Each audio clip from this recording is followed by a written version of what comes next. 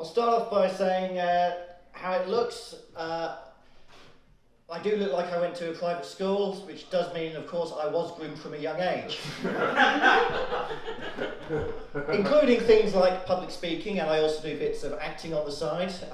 So friends and family members do sometimes ask me for advice if they've got to give a speech or a presentation, or they want to change careers and start talking to a crowd for a living. A dear friend of mine, Dave, decided to do that career change, but like most people, Dave is a nervous public speaker.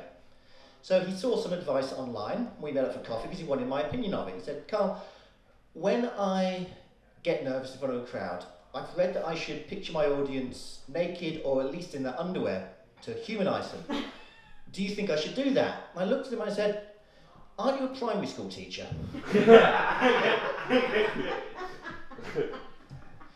You know what they say about change? Change is inevitable. That's why I always pay by card. Speaking of change, Dave did tell me that the government are worried they're going to change the national curriculum because they think people aren't learning critical thinking skills at school. So the government are reintroducing philosophy into schools, and they're starting at a very early age with the basics of Greek philosophy in nurseries. They're introducing the kids to Play-Doh.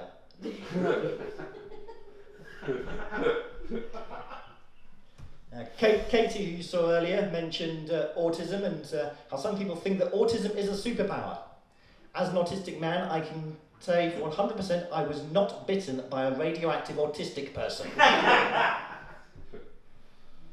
And we've also heard tonight about dating, and dating in the 21st century is difficult. It's mostly done via apps like Tinder, and only about 10% of guys get any real attention from ladies. The rest of us, we get swiped left on as fast as possible, which does align with my personal politics. But it's harder for me dating as well because women have got this, a lot of women have this view that they want to be treated not as a partner, but as a goddess or a queen.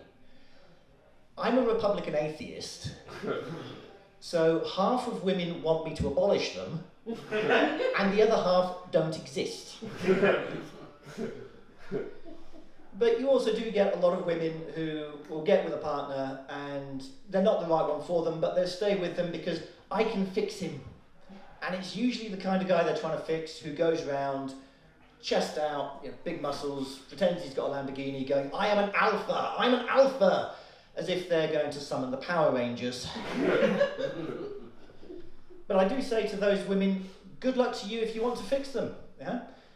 You can go down to your local vet, get them neutered, or you can do it yourself. Just make sure you use a really, really rusty and blunt pair of scissors. Especially because a lot of these guys are following on from what has been happening in America around women's reproductive rights. There's a lot of anti-abortion going on in America, and there's a movement in America now, which I detest, called Your Body, My Choice. As far as I'm concerned, it's her body, it's her choice. But what I do find really hypocritical, and this is my last bit for the evening, is a lot of these usually white Christian men go around saying that women, if they want to avoid getting pregnant, should just not have sex.